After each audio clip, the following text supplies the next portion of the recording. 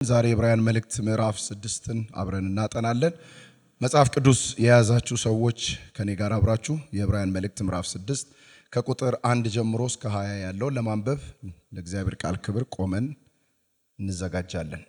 የዕብራውያን መልእክት ምዕራፍ 6 ከቁጥር 1 ጀምሮ እስከ ቁጥር 20 ያለውን በጌታ በኢየሱስ ክርስቶስ ስም አነባለሁ። አብራችሁኝ ተከታተሉኝ። እንደዚህ ይላል የጌታ ቃል። ስለዚህ ስለ ክርስቶስ የተሰጠውን የመጀመሪያ ትምህርት ትተን ወደ ብስለት እንሂድ። ከሞተ ሥራ ንስሐ ስለ መግባትና በእግዚአብሔር ስለ ማመን እንደገና መሠረትን አንጣል። እንዲሁም ስለ ጥምቀቶች፣ እጆችን ስለ መጫን፣ ስለ ሙታን ትንሣኤና ስለ ዘላለም ፍርድ ትምህርት እንደገና አንመስረት። እግዚአብሔር ቢፈቅድ ይህን እናደርጋለን። አንድ ጊዜ ብርሃን የበራላቸውን ሰማያዊውን ስጦታ የቀመሱትን ከመንፈስ ቅዱስ ተካፋዮች የሆኑትን መልካሙን የእግዚአብሔር ቃልና የሚመጣውን ዓለም ኃይል የቀመሱትን በኋላ ግን የካዱትን እንደገና ወደ ንስሐ መመለስ አይቻልም። ምክንያቱም እነርሱ ለገዛ ጥፋታቸው የእግዚአብሔርን ልጅ እንደገና ይሰቅሉታል፣ ያዋርዱታልም። ዘወትር በእርሷ ላይ የሚወርደውን ዝናብ የምትጠጣና ለሚያርሷትን ፍሬ የምትሰጥ መሬት ከእግዚአብሔር በረከትን ትቀበላለች። ነገር ግን እሾክና አሜኬላ የምታበቅል መሬት ዋጋ ቢስ ትሆናለች፣ መረገሚያዋም ተቃርቧል፣ መጨረሻዋም በእሳት መቃጠል ነው። ቁጥር 9 ወዳጆች ሆይ ምንም እንኳ እንደዚህ ብንናገርም ከድነታችን ጋር የተያያዘ ታላቅ ነገር እንዳላችሁ እርግጠኞች ነን። እግዚአብሔር አመፀኛ አይደለም፣ እርሱ ሥራችሁን እንዲሁም በፊትም ሆነ አሁን ቅዱሳንን በመርዳት ስለ ስሙ ያሳያችሁትን ፍቅር አይረሳም። የተሰጠው ተስፋ እስኪፈጸም ድረስ እያንዳንዳችሁ እንዲህ ያለውን ትጋት እስከ መጨረሻው እንድታሳዩ እንመኛለን። በእምነትና በትዕግስት የተስፋውን ቃል የሚወርሱትን እንድትመስሉ እንጂ ዳተኞች እንድትሆኑ አንፈልግም። ቁጥር 13 እግዚአብሔር ለአብርሃም ተስፋ በሰጠው ጊዜ የሚምልበት ከእርሱ የሚበልጥ ሌላ ባለመኖሩ በራሱ ማለ፣ እንዲህም አለ፣ በእርግጥ እባርክሃለሁ፣ ዘርህንም አበዛዋለሁ። አብርሃምን በትዕግስት ከጠበቀ በኋላ የተሰጠውን ተስፋ አገኘ። ሰዎች ከእነርሱ በሚበልጥ ይምላሉ፣ መሐላውም የተባለው ነገር ስለሚያጸና በመካከላቸው የተነሳው ክርክር ሁሉ ይወገዳል። እግዚአብሔር የማይለወጥ ዓላማውን ለተስፋው ቃል ወራሾች ግልጽ ለማድረግ ስለፈለገ በመሐላ አጸናው። እግዚአብሔር ከቶ ሊዋሽ አይችልም። እርሱ በሁለት በማይለወጡ ነገሮች በፊታችን ያለውን ተስፋ ለመያዝ ወደ እርሱ ለሸሸ ለእኛ ብርቱ መጽናናትን እንድናገኝ አድርጓል። እኛም የነፍስ መልህቅ የሆነ ጽኑና አስተማማኝ ተስፋ አለን። ይህም ተስፋ ከመጋረጃው በስተጀርባ ወዳለው ውስጠኛ መቅደስ ይገባል። ይህም ስፍራ ኢየሱስ ስለ እኛ ቀድሞ የገባበት ነው። እርሱም እንደ መልከ ጼዴቅ ሹመት ለዘላለም ሊቀ ካህናት ሆኗል። ጌታ እንዲያስተምረን እንጸለያለን። ቅዱስና የተፈራ ጻድቅ የሆንክ እግዚአብሔር አምላካችን በጌታ በኢየሱስ ክርስቶስም ስለዚህ ጉባኤ አመሰግናለሁ። ቃልን ለማጥናት ደግሞ ቅዱሳት መጻሕፍትን አንብበናል፣ ከፍተናል። ጌታዊ በዚህ ውስጥ ደግሞ ለእኛ ዛሬ የምትናገረንን ማስተዋል እንድንችል ጸጋ ይብዛልን። ለእኔም ለምናገር ቁጭ ብለው ለሚሰሙ ለሕዝብም ብዙ ማስተዋል እንዲበዛልን በኢየሱስ ስም እንጸለያለን። ቅዱሳት መጻሕፍት እንድናስተውል አእምሯችን ይከፈት። ቅዱሱ መንፈስ ደግሞ በዚህ ሰዓት ቃልህ ለእያንዳንዳችን እንደሚገባን ያህል ልክ እንዲያብራራልንና እንዲያስተምረን እግዚአብሔር ሆይ እንለምንሃለን። የትኛውም የመናፍስት አሰራር በሁሉ መልኩ በጌታ በኢየሱስ ስም የፈረሰ ይሁን። የሰው ልብና መንፈስ አእምሮ አንተ ብቻ ተቆጣጠር። እኔን ታናሹን ሰው እርዳኝ። ሁሉ ለስም ክብር ይሁን በጌታችን በኢየሱስ ክርስቶስ ስም አሜን። እግዚአብሔር የተባረከ ይሁን። ይህ የዕብራውያን መልእክት ምዕራፍ 6 የሚናገረው ዋናው ሐሳብ ምንድን ነው ካላችሁ ከመንፈሳዊ ልጅነት ወደ መንፈሳዊ ብስለት ስለ መምጣትና በእምነት ስለ መጽናት የተሰጠ ማስጠንቀቂያን የሚያሳይ ምዕራፍ ነው። እንግዲህ ይህንን ምዕራፍ ለአራት ዋና ዋና ክፍሎች ከፍለን አብረን እንማራለን። የመጀመሪያው እንድናየው የምፈልገው ከቁጥር 1 ጀምሮ እስከ ቁጥር 3 ያለው ምንድን ነው የሚለው? እንደገና መሰረትን አንጣል የሚል ነገር ነው የሚናገረው። ባለፈው ሳምንት ስንማር እንዳያችሁ የመጨረሻዎቹን ክፍሎች በተለይ ደግሞ ምዕራፍ 5ን ከቁጥር 11 ጀምሮ ስንመለከት እንግዲህ እናንተ የዕብራውያን አማኞች ዳተኞች ናችሁ፣ ለመማር በጣም ዳተኞች ናችሁ ብሎ ነው የሚከሳቸው። እና ብዙ መንፈሳዊ ነገር በተለይ ደግሞ ስለ ጌታችን ስለ ኢየሱስ ክርስቶስ እንደ መልከ ጼዴቅ ሹመት ለዘላለም ሊቀ ካህናት ነው የሚለውን የእሱን ክህነት አገልግሎት ጉዳይ ጥልቅ የሆነውን መንፈሳዊ መረዳት ወደ እናንተ ለማምጣት ለማስተማር ለመናገር እፈልግ ነበር ይላል። ከጊዜውም የተነሳ በጌታ ቤት ወይም በክርስትና እምነታችሁ ከቆይታችሁ የተነሳ መምህራን መሆን ሲገባችሁ እናንተ ይህንን ነገር ልትረዱ ልትገነዘቡ አትችሉም። ምክንያቱም የለመደ ልቦና የላችሁም፣ ጆሮአችሁም እንዲህ አይነት ነገር ለመስማት የፈዘዘ ነው ብሎ ይናገራል። እና ከጊዜው የተነሳ ከቆይታችሁ የተነሳ ደግሞ መምህራን መሆን ነበረባችሁ። ሌሎችን እንኳን የምታስተምሩ፣ ሌሎችን የምታግዙ፣ ወደ መንፈሳዊ መረዳት እንዲመጡ ሌሎች አማኞችን ሁሉ ኢንስትራክት የምታረጉ ሰዎች መሆን ነበረባችሁ። እናንተ ግን ገና መንፈሳዊ ሕፃናት ናችሁ እና የጽድቅን ቃል ለመስማት የለመደ ልቦና የላችሁም። ክፉና መልካሙን ደግሞ ዲዘርን ለማድረግ አትችሉም። ስለዚህ ከዚህ የተነሳ ወተት ነው የሚያስፈልጋችሁ እንጂ ጠንካራ መንፈሳዊ መብል እንኳን ለመመገብ አትችሉም ብሎ ይናግራቸዋል።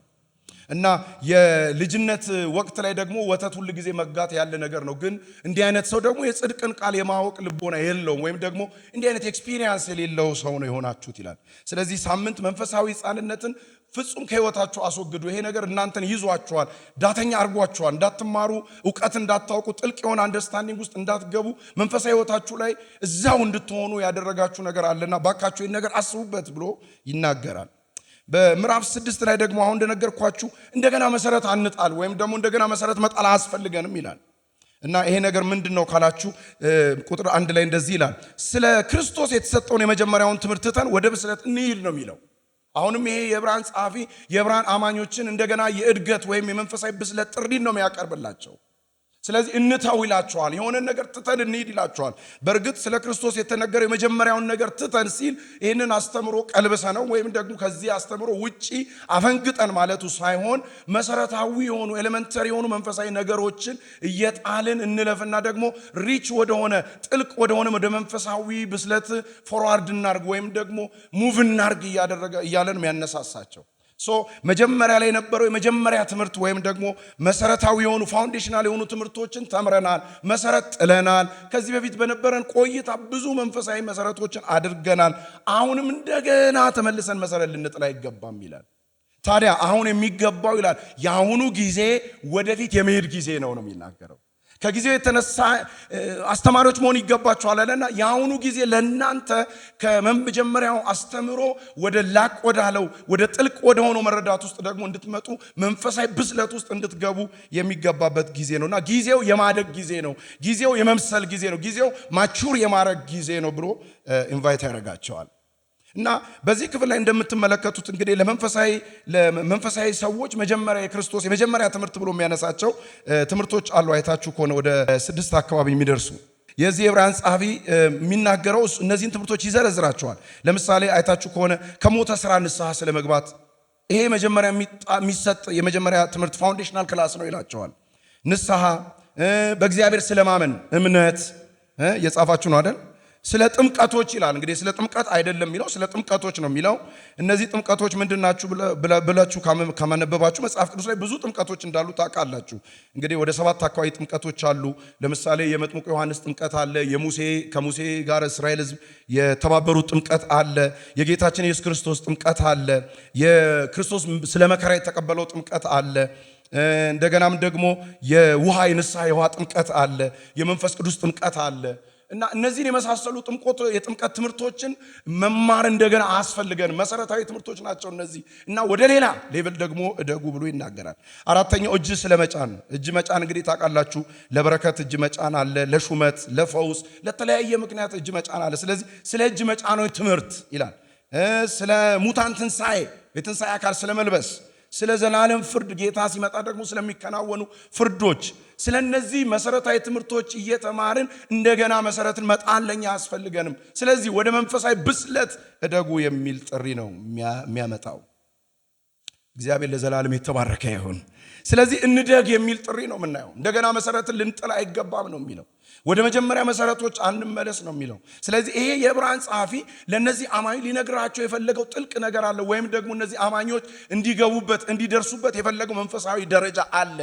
ነገር ግን ወደዛ ደረጃ እንዳይመጡ ደግሞ የያዛቸው መንፈሳዊ ሕፃንነት አለና እባካችሁ ወደዛ ነገር እለፉና ሂዱ እያለ ይጠራቸዋል። እግዚአብሔር ለእኔና ለእናንተ መብሰል ያደርግልን።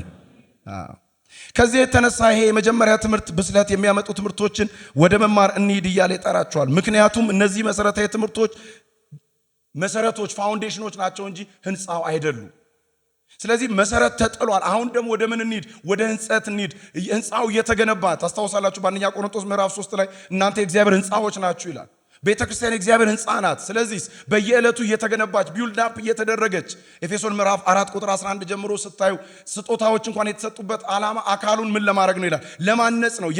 እየታነጽን እኛ ሁላችን የእግዚአብሔር ልጅ በማመንና በማወቅ ወደሚገኝ ወደዛ ፍጹም ሙላት ወደ መድረስ የልጁን መልክ ወደ መምሰል ማደግ መገንባት አለብን ይላል። ታዲያስ እነዚህ 6 ትምህርቶች እንደገና መማር ካስፈለገ አሁንም ፋውንዴሽን ነው የምንጥለው እንጂ ግንባታው ምን አይልም ነው የሚለው አይካሄድም። ነገር ግን አሁንም የሚያስፈልገው መገንባት ያስፈልጋል፣ ማደግ ያስፈልጋል። ወደ ፍጹም ሙላት ደረጃ ደርሶ መሞላት ያስፈልጋል። ክርስቶስን ወደ መምሰል መልክ ማደግ አለብን። አሜን በሏ። ያስፈልጋል። እንነሳ እንደግ የሚል ትምህርት ነው የሚናገረው። እንግዲህ የመጀመሪያውን ትምህርት ተን ወደ ብስለት እንሂድ የሚለውን ነገር አይታችሁ ከሆነ እግዚአብሔር ቢፈቅድ እንደዚህ እናደርጋለን የሚል ቃል አለ። እግዚአብሔር ሲፈቅድ እንደዚህ እናደርጋለን የሚለው ቃል መሰረታዊ ትምህርቶችን በማስተማር የመሰረትን እንደገና እንጥላለን ማለት ሳይሆን የመጀመሪያውን ትምህርት ተን ወደ ብስለት እንሄዳለን ነው የሚለው። በሌላ አማርኛ አማኞች ወደ መንፈሳዊ ብስለት እንዲሄዱ የእግዚአብሔርን ፍቃድ ነው እያለን ነው። እግዚአብሔር ለዘላለም የተባረከ ይሁን። እቺ ቃል ትንሽ አሻሚ ናት። እግዚአብሔር ቢፈቅድ እነዚህን 6 ትምህርቶች እናስተምራለን የሚል ይመስላል። ነው፣ እንደዛ አይደለም። እግዚአብሔር ቢፈቅድ ከመጀመሪያው ትምህርት ተነስተን ወደ ጥልቅ ወደሆነ ብስል ወደሆነ መንፈሳዊ ነገር እንሄዳለን። ምክንያት ውስጥ ወደ መንፈሳዊ ማቹሪቲ እንዲመጡ የማን ፍቃድ ነው እያለን ነው? እስቲ እግዚአብሔር ፍቃድ ነው በሉ እስቲ። እግዚአብሔር ፍቃድ ነው። ሁለተኛው ክፍል ይህንን ምዕራፍ የምናየው ከቁጥር 4 እስከ 8 ነው። ከቁጥር 4 እስከ 8 ምንድነው ካላችሁኝ በአጭር ቃል ማስጠንቀቂያ ነው። የዕብራውያን መልእክት እንግዲህ ታውቃላችሁ በማስጠንቀቂያ የተሞላ መጽሐፍ ነው። ስለዚህ በዚህ ምዕራፍ 6 ከቁጥር 4 እስከ 8 ከባድ የሆነ ማስጠንቀቂያ ለአማኞች ይናገራል።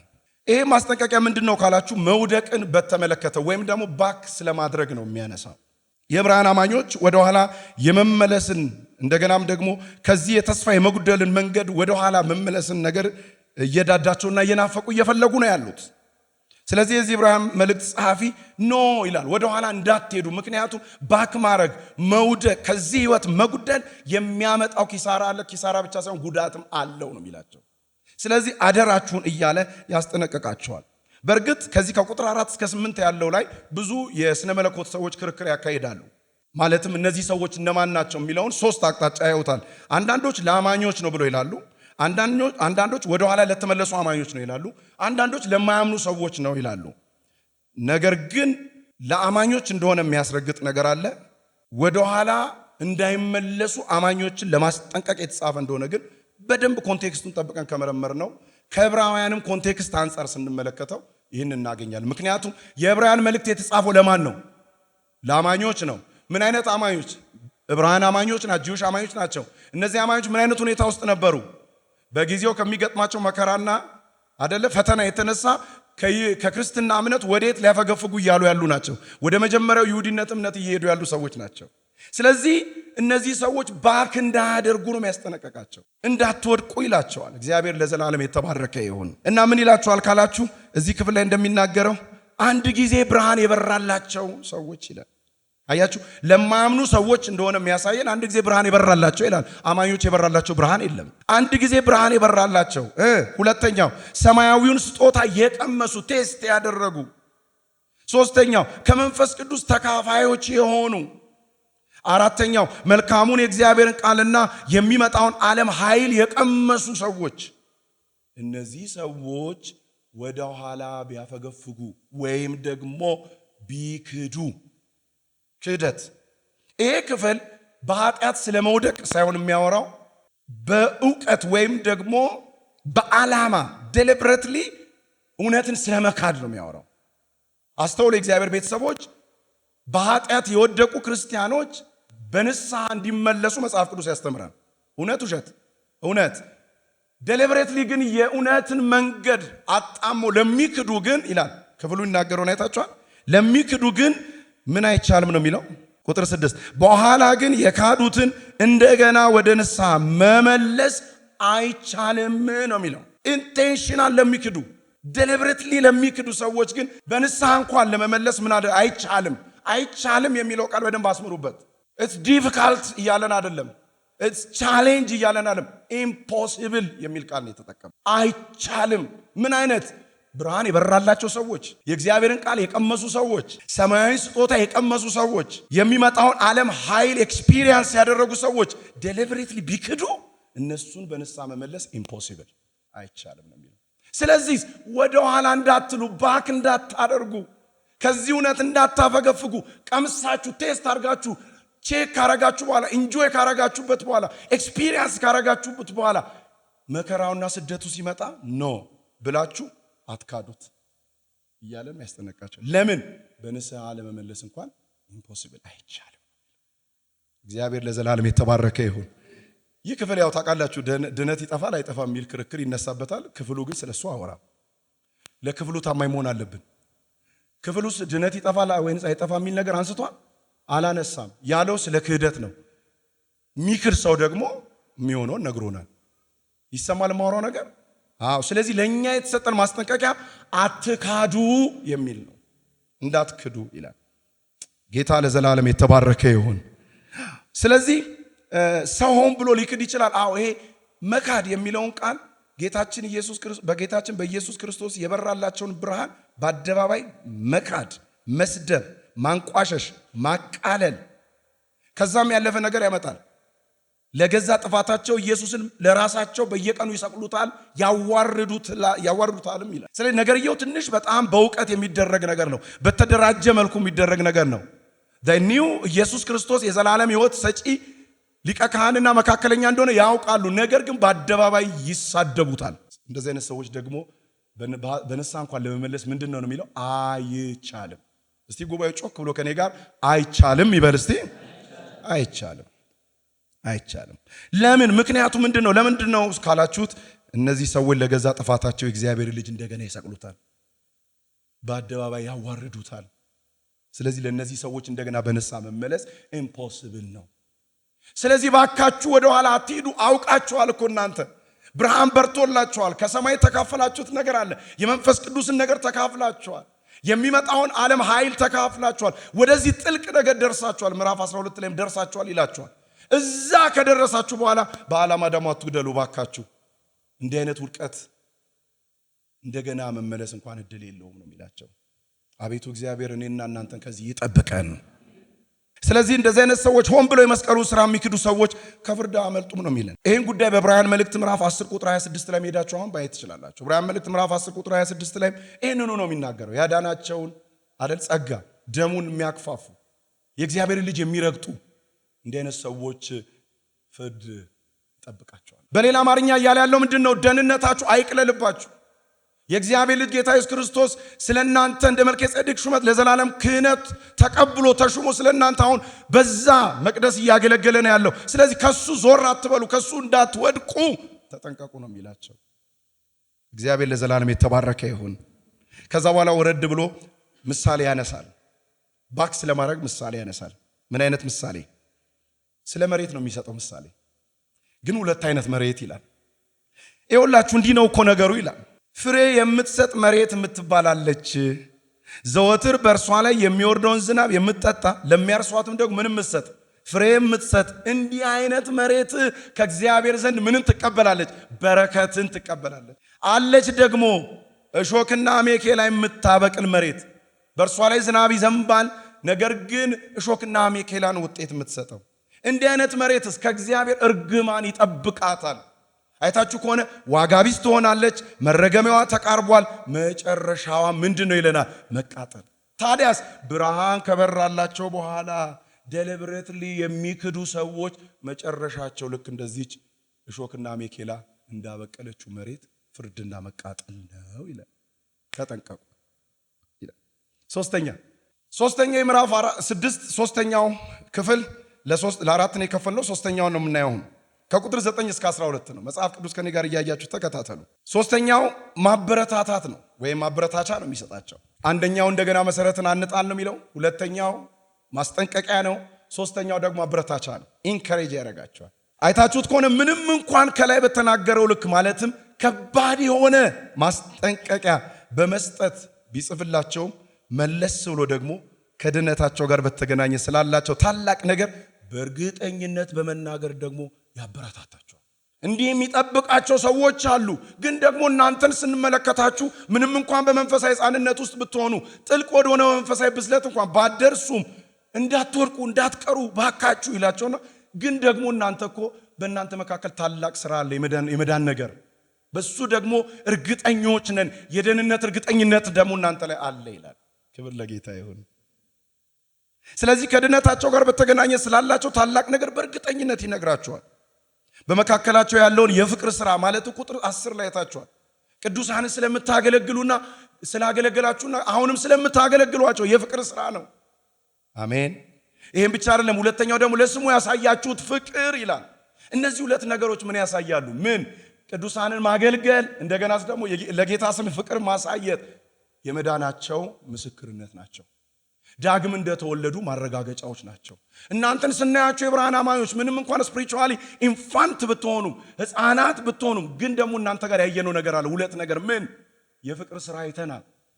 ቅዱሳንን ታገለግላላችሁ፣ አሁንም እያገለገላችሁ ነው። ሌላስ? ለስሙ ደግሞ የምታሳዩት እኮ ፍቅር አለ። እነዚህ ሁለት ነገሮች ስናይ ደግሞ ዳግም እንደተወለዳችሁና ድነት ውስጥ እንዳላችሁ ማረጋገጫ ነው ይላል። ስለዚህ ያበረታታችኋል፣ ኢንካሬጅ ያደርጋችኋል። ባካችሁ ሩጫውን እንዳትተው፣ ወደ ኋላ እንዳትመለሱ ይላቸዋል። ክብር ላዳነን ጌታ ይሁን። ስለዚህ በዚህ በመልካም ስራቸው ስለ ፍቅር ስራቸው ጉዳይ ደግሞ ይነግራቸዋል። እግዚአብሔር እኮ ታማኝ አምላክ ነው ይላቸዋል። እስቲ አንድ ጊዜ ልስማችሁ። እግዚአብሔር ታማኝ ነው በሉ እስቲ ባካችሁ። ከዚህ በላይ ድምፅ ማውጣት ከቻላችሁ እግዚአብሔር ታማኝ ነው በሉ እስቲ። ታማኝ ነው። ለስሙ ያሳያችሁትን ፍቅር ቅዱሳንን ስላገለገላችሁ አሁንም ስለምታገለግሏቸው ይረሳ ዘንድ አመፀኛ አይደለም ይላል። አያችሁ፣ እንቺ ጥቅስ እንግዲህ ተበጨቃ ወታ ስትሰበክና ኮንቴክስትን ይዛ ስትሰበክ ትለያያለች። ስለዚህ እቺ ጥቅስ የምታወራው ስለምንድን ነው ስትሉ ስለ ብርሃን ሰዎች በመከራ ውስጥ እንኳን እያለፉ ቅዱሳንን ስለሚያገለግሉበት አገልግሎት፣ የታሰሩትን ስለመጠየቅ፣ እንግዶችን ስለመቀበል፣ መከራን ስለመካፈል፣ ደግሞ ስለ ጌታ ስም በእሳት ውስጥ እየተፈተኑም እንኳን ምንም እንኳን ወደ ኋላ ሊመለሱ ቢዳዳቸው ጌታን እየወደዱ ያሉ ሰዎች ናቸውና ስለ ዳናችሁ እኮ ነው ይሄ ነገር እናንተ ጋር ያለው ይላቸው። ዳግም መወለዳችሁ ይሄ ነገር ያሳያል። ስለዚህ አሹራንስ ነው የሚሰጣቸው፣ የመዳን እርግጠኝነት ያሳያቸዋል። ክብር ለጌታ ይሁን። እግዚአብሔር ታማኝ ነው፣ ይከፍላችኋል። ይህን ጉዳይ ይህን ነገር አይቶ ብድራትን ደሞዝን ይመልሳል እንጂ እግዚአብሔር አመፀኛ ዳኛ አይደለም ይላቸው። እግዚአብሔር ለዘላለም የተባረከ ይሁን። ከዛ በኋላ እንደገና ያበረታታቸዋል። ምን በማለት? በክርስቶስ በማመን የተሰጠ ተስፋ እስኪፈጸም ድረስ። አያችሁ፣ አሁን ተስፋ ተቀብላችኋል። ቢያስፈልግ ለጊዜው በመከራ ውስጥ ነው ያላችሁት፣ በስደት ውስጥ ነው ያላችሁት። ስለ እምነታችሁ ዋጋ እየከፈላችሁ ነው። አዎ ይላል። አንድ ተስፋ አለ፣ የሚፈጸም ተስፋ አለ።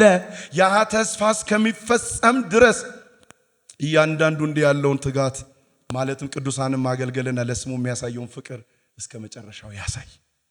ኢየሱስ ለዘላለም ጌታ ነው። አሜን፣ አሜን፣ አሜን። ተስፋ አለ። እናንተ ክርስቲያን ስትሆኑ ሃይማኖት አይደለም የተቀላቀላችሁት። እናንተ ክርስቲያን ስትሆኑ ስፍራ አይደለም የቀየራችሁት። እናንተ ክርስቲያን ስትሆኑ አባል ያደረጋችሁበት ማህበር ወይም ደግሞ ድርጅት አይደለም የቀየራችሁት። ክርስቲያን ስትሆኑ ትልቅ ተስፋ ነው የተገባላችሁ። ያ ተስፋ ደግሞ የሚፈጸምበት ፉልፊል የሚያደርግበት ጊዜ አለ። ያ እስኪፈጸም ግን እባካችሁ ትጋታችሁን እስከ መጨረሻ አሳዩ። ቅዱሳንን አሁንም አገልግሉ። ለስሙ የምታሳዩትን ፍቅር አሁንም ቀጥሉበት፣ ወደ ኋላ እንዳትመለሱ ይላቸዋል። ሃሌሉያ። እስከ መጨረሻ ትጋት እንዲያሳዩ ይመክራቸዋል። ደግሞ ምኞቴ ነው ይላቸዋል። አሜን፣ አሜን። ከዛ በኋላ የሚናገረው ነገር አይታችሁ ከሆነ በእምነትና በትዕግስት የተስፋውን ቃል የሚወርሱትን እንድትመስሉ እንጂ ዳተኞች እንድትሆኑ አንፈልግም ይላል። ሃሃ አስተውላችኋል? ምዕራፍ 5 ቁጥር 11 ላይ ለመማር ዳተኞች ናችሁ ይላቸዋል። እኛ ግን የምንፈልገው ዳተኞች እንድትሆኑ አይደለም። አይታችኋል? እዚህ ጋር የሚናገረው እምነት፣ በእምነት በትዕግስት። እስቲ እነዚህ ሁለት ነገሮች ተናገሩ እስቲ። እምነት፣ ትዕግስት በሉልኝ እስቲ። እሺ ጮክ በሉና እምነት፣ ትዕግስት በሉ እስቲ። እነዚህ ሁለት ነገሮችን ያዙና የተስፋውን ቃል የሚወርሱትን እንድትመስሉ ነው የምንፈልገው እንጂ እንደሚወርቁት እንደሚቀሩት መንገድ ላይ እንደወደቁት ዳተኞች እንድትሆኑ አንፈልግም ይላል። ምን አይነት መጋቢ እንደሆነ የሰውዬ የርኅራኄ ልብ ታዩበታላችሁ። የአባትነት ልብ ታዩበታላችሁ። ሪል ፓስተር እንደሆነ ታዩበታላችሁ። የሚያገለግላቸው ወይም ከዚህ በፊት ሲያገለግላቸው የነበሩ እነዚህ የዕብራውያን አማኞች ዳተኛ ሆነው ከዘላለሙ ጉዳይ ጎለው መሬት እንዳይቀሩ አንዳንዴ ያስጠነቅቃል፣ አንዳንዴ ያበረታታል፣ አንዳንዴ ደግሞ ልባቸውን ከፍ ያደርገዋል እና ምኞቱንም ይነግራቸዋል። ዳተኛ እንድትሆኑ አንፈልግም። ዳተኝነቱ ምንድነው ካላችሁኝ ብርሃን ከበራላቸው በኋላ ወደ ኋላ መሄድና ክህደትንም የሚያካትት ነው። የእስራኤል ሕዝብ ዳተኛ የሆነው እንዴት ነው?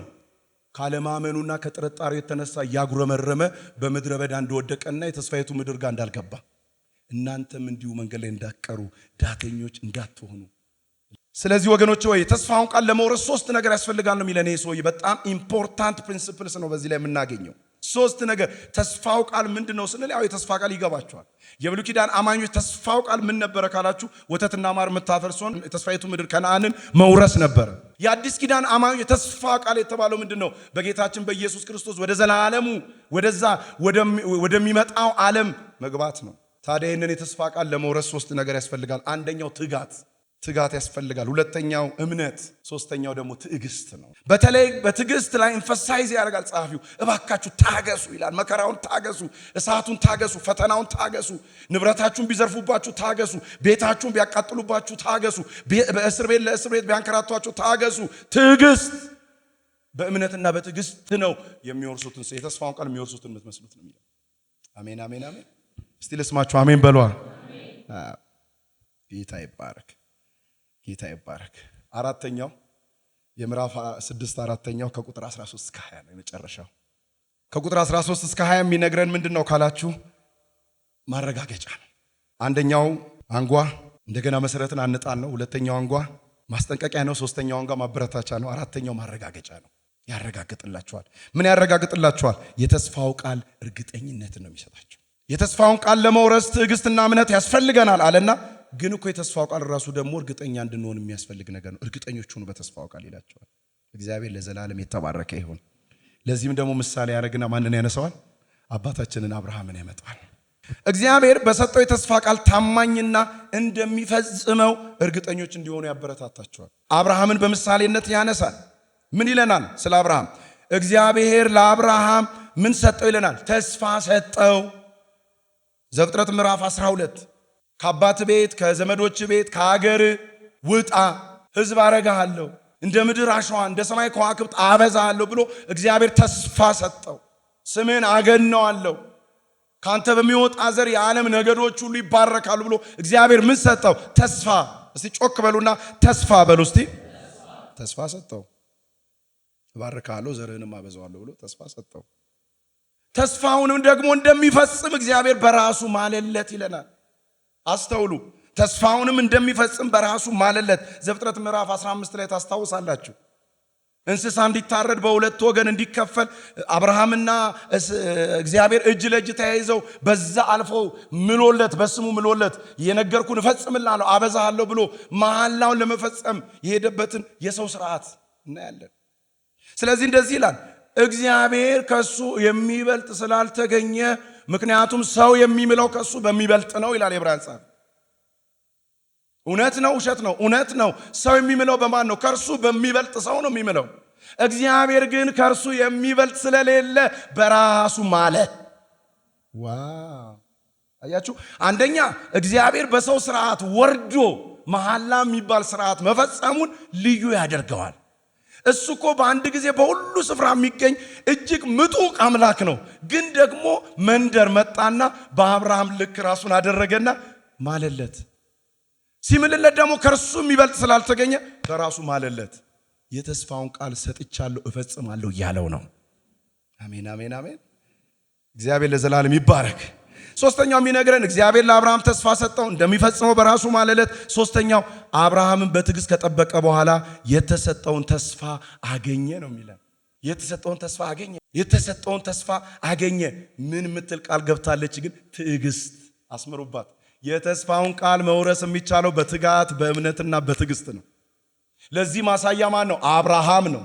አብርሃምን ተስፋ ሰጠው፣ እንደሚፈጽመው ማለለት። ከአብርሃም የሚጠበቀው ድርሻ በትዕግስት መጠበቅ ነው። ፎር ሰርፕራይዚንግ አብርሃም ስንት ዓመት ተስፋውን ቃል እንደጠበቀ ታውቃላችሁ? 25 ዓመት። 25 ዓመት ሲጠብቅ ግን ሮሜ ምዕራፍ 4ን አንብቡ። ለእግዚአብሔር ክብርን እየሰጠ ለሙታን ሕይወትን በሚሰጥ በእግዚአብሔር እያመነ የሌለውን እንዳለ አድርጎ በሚጠራ በእግዚአብሔር እያመነ 25 ዓመት በትዕግስት ጠበቀ ነው የሚለው። ከጠበቀ በኋላ ግን እግዚአብሔር የተስፋውን ቃል ሰጠው። ዘፍጥረት ምዕራፍ 21 እግዚአብሔርም ሳራን አሰባት ይላል። ቁጥር 5 ላይ ስትመጡ እግዚአብሔር ለአብርሃም ወንድ ልጅን ሰጠው ይላል። ምዕራፍ 22 ላይ ስትመጡ እግዚአብሔርን ትውልድ ቁጥር ዘራረግ ህዝቡን ሲያበዛ ነገዱን ሲያበዛለት ታያላችሁ። እግዚአብሔር የተናገረውን ፈጸመ። ኢየሱስ ለዘላለም ጌታ ነው። ኢየሱስ ለዘላለም ጌታ ነው። መሐላ የምትለው በጣም ልብ የምትገዛ ሐሳብ ናት። መሐላ የሚለው ያው እንደምታውቁት ሰዎች ከእነርሱ በሚበልጥ ይምላሉ። መሐላው ደግሞ እንደው ጥቅሙ ካላችሁ የተባለው ነገር ያጸናዋል። በመካከላቸውም ክርክር ተነስቶ ከሆነ ክርክሩ ይወገዳል። ለምሳሌ ሁለት ሰዎች በአንድ ጉዳይ ላይ እየተወያዩ ወይም ደግሞ ስለሚፈጸም ነገር እየተነጋገሩ በመካከላቸው ክርክር ከተፈጸመ አንዱ ምን ያደርጋል? ከእርሱ በሚበልጠው ይምላል። ስለዚህ ክርክሩ ምን ያደርገዋል ማለት ነው? ያስወግደዋል። ይሄው እኔ አይደለም ያልኩት፣ የዕብራውያን ጸሐፊ ነው ያለው። ስለዚህ እግዚአብሔር ለአብርሃም ማለለት።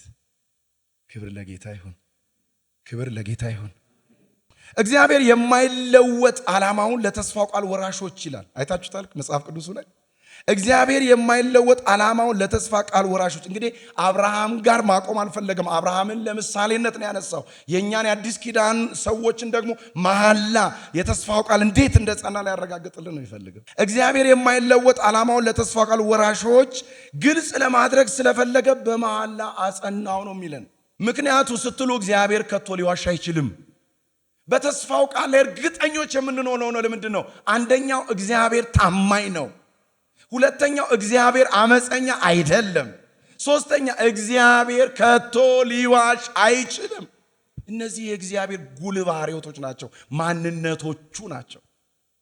ዛሬ ሶስት ነገር ጻፉልኝ ባካችሁ። እግዚአብሔር ታማኝ ነው፣ እግዚአብሔር ከቶ ሊዋሽ አይችልም፣ እግዚአብሔር አመፀኛ አይደለም። ክብር ለጌታ ይሁን። እንግዲህ የዕብራውያን ጸሐፊ ራሱንም በማካተት እግዚአብሔር በሁለት በማይለወጡ ነገሮች ይላል። ራሱንም በማይለወጡ ነገሮች አይደለም ይላል። እግዚአብሔር የተባረከ ይሁን። እስቲ እናንብበው ቁጥር 18 ላይ እግዚአብሔር ከቶ ሊዋሽ አይችልም፣ እርሱ ይላል በሁለት በማይለወጡ ነገሮች በፊታችን ያለውን ተስፋ ለመያዝ ወደ እርሱ ለሸሸን። እዛ አብርሃም ጋር ነገርና አረኛም ጋር እንደዛው ነው ይላል። አብርሃም ከዛ ከጣዖት ቤት ሸሽቶ ወደ ያህዌ መጣ፣ ተስፋን አገኘ ይለናል። እኛም እንደዛው ነን፣ ሸሽተን ነው የመጣን ወደ እሱ። ከየት ሸሸን? ከዚህ ከሚጠፋው ዓለም ነው ሸሽተን ወደ እርሱ የመጣ ነው። ተስፋ ከሌለው ዓለም ነው ወደ እርሱ የመጣ ነው። አሁንስ ባለ ተስፋዎች ነና ወደ እሱ ሸሽተን ለመጣ ነው ለኛ ይላል። እግዚአብሔር ለዘላለም የተባረከ ይሁን። ብርቱ መጽናናት እንድናገኝ አደረገ። እግዚአብሔር ለአዲስ ኪዳን አማኞችም ምሎላቸዋል ነው የሚለው። ምንድን ማለላቸው? የተስፋውን ቃል እንደሚፈጽመው። ዋው! ሁለት ነገሮች የሚለው ምንድን ናቸው? እነዚህ ሁለት ነገሮች አይታችኋል። በሁለት በማይለወጡ ነገሮች ይላል። እነዚህ ሁለት ነገሮች ያላቸው አንደኛው ፍጹም ታማኝ የሆነው የእግዚአብሔር የተስፋን ቃል ነው የሚያሳይ። አንደኛው ፍጹም ታማኝ የሆነው የእግዚአብሔር የተስፋው ቃል አይለወጥም። የተስፋው ቃል አይለወጥም። ሁለተኛው የማይለወጡ የሚለው ምንድን ነው? ተስፋውን የሚያጸናውን የእግዚአብሔርን መሐላውም አይለወጥም። እስቲ ከኔ ጋር እንደዚህ በሉ፣ ድምጻችሁን እያሰማችሁ የተስፋው ቃል አይለወጥም በሉ እስቲ። ድገሙና መሐላውም አይለወጥም በሉ እስቲ። ወደ እርሱ ሸሽተን ለመጣ ነው ለኛውም እግዚአብሔር ተስፋ ቃል ሰጠን አይደለ? ሁለቱ ነገር ደግሞ እንደማይለዋወጥ አሹርድ ያደርገናል። የተስፋው ቃልና ተስፋውን ቃል እንደሚፈጽመው የሰጠው መሐላ ምን አይልም ነው የሚለን? አይለወጥ። እኔ እንደው በጣም ኃይል ብታረጉና ከኔ ጋር ብጮህ ደስ ይለኛል። አይለወጥም በሉ እስቲ ባካችሁ። ማረጋገጫ ነው፣ አሹራንስ ነው። አይለወጥ። ኢየሱስ ለዘላለም ጌታ ነው። አይለወጥ። ስለዚህ ይላል፣ ስለዚህ እኛም የነፍስ መልሕቅ የሆነን ጽኑ አስተማማኝ ተስፋ አለን ነው የሚላቸው። የአዲስ ኪዳን አማኞች ጽኑ የሆነ ተስፋ አለን። የማይነቃነቅ የማይለዋወጥ የማይሰበር ተስፋ አለን። ምን አይነት ስትሉት እንደ መልሕቅ የሆነ ትልቅ መርከብ በወንዝ ዳርቻ ወይም ደግሞ በውቅያኖስ ዳርቻ መሬት ላይ እንዳትነቃነቅ አድርገው በመልሕቅ ይቸነክሯታል። እኛም እንዲህ አይነት እንደ መልሕቅ አድርገን የያዝነው አለን የማይለወጥ ተስፋ። ኢየሱስ ለዘላለም ጌታ ነው። አለን ነው የሚለው። አለን ስንታይ ሰዎች ሳይሆን ተስፋ የሌለን ሰዎች ልንመስላቸው እንችላለን። የሞኝ ስራ የምንፈጽም ሊመስላቸው እንችላለን። ተሰብስበን አዳራሽ ምንጮ ሰዎች ልንመስላቸው እንችላለን። መጽሐፉ የሚለው ግን እንደኛ አይነት እንደ ሕይወት መልሕቅ የጸና ተስፋ ያለው ሰው በምድር ላይ የለም። ኪሳችን ሲታየን ላይ መሰክር ይችላል። ኑሯችን ሲታየን ላይ መሰክር ይችላል። ስታተሳችን ሲታየን ላይ መሰክር ይችላል። አለባበሳችን ሲታየን ላይ መሰክር ይችላል። ዛሬ ግን አረጋግጥላችኋለሁ እንደኔና እንደናንተ የማይለወጥ የጸና ተስፋ ያለው ማንም የለም። እስቲ ጮክ በሉና ተስፋ አለኝ በሉ ባካችሁ። ድገሙና የተስፋ ቃል አለኝ በሉ ባካችሁ። አስተማማኝ የሆነ የተስፋ ቃል አለን። እስቲ ከኔ ጋር አስተማማኝ በሉ ባካችሁ። አንደበታችሁ ይከፈት። አስተማማኝ በሉ እስቲ። የተስፋ ቃል አለኝ። አለን ነው የሚለው። ራሱንም ኢንክሉሲቭ ያደርጋል ጸሐፊው ራሱ። አለን ነው የሚለው። አላችሁ ሳይሆን አለን። ኢየሱስ ለዘላለም ጌታ ነው። ይህም ተስፋ ይላል። በቃ ተስፋውን ደግሞ እንዴት አይነት ዩኒክ እንደሆነ ሲያሳዩት አንብቡት፣ መጽሐፍ ቅዱስን እዩ።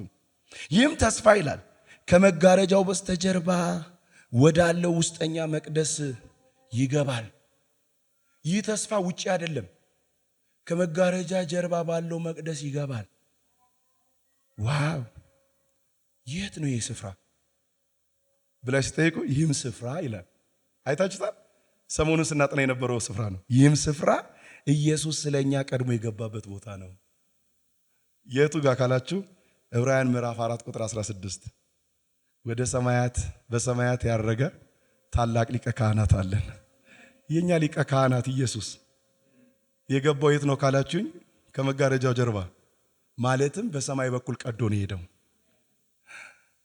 እንጂ በምድራዊ በሆነችው ድንኳን የገባ ወይም መቅደስ የገባ የተስፋ ቃል አይደለም ያለን። የጸና ያደረገው ሄቨንሊ ነው።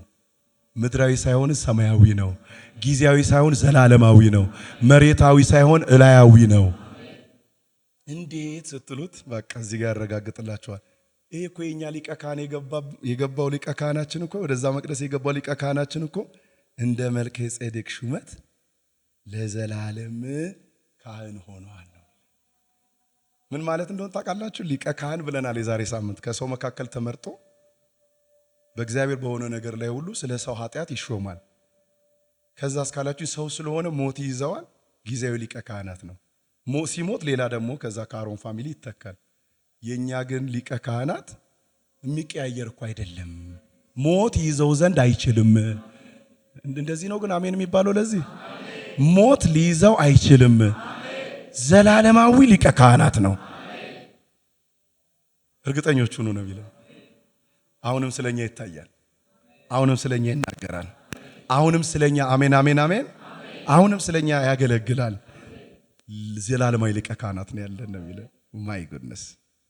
ስለዚህ ለአዲስ ኪዳን አማኞች የተገባው ተስፋ ምድራዊ ሳይሆን ሰማያዊ ሲሆን፣ ይህም በምድር መሃል ላይ የተገባ ሳይሆን በጌታችን በኢየሱስ ክርስቶስ ዘላለማዊ ሊቀ ካህናት የተረጋገጠ ተስፋ ነው ያለን ይላል።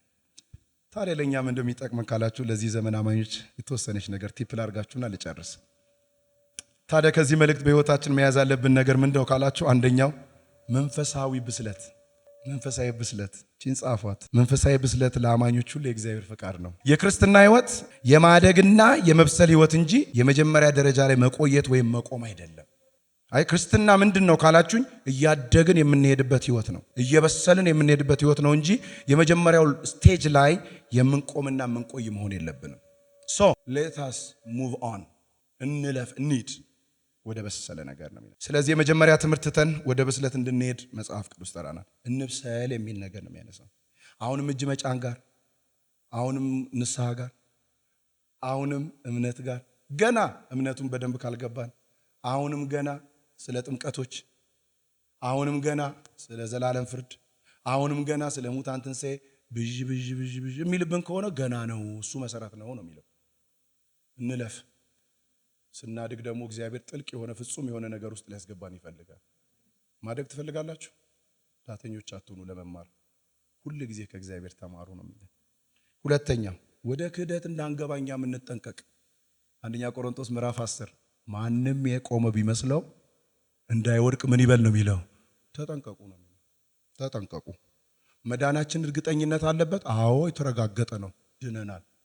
ያ ማለት ግን እንደ ልባችን ብንሆንም አናጣውም ማለት ላይሆን ይችላል። ስለዚህ ምን እናርግ?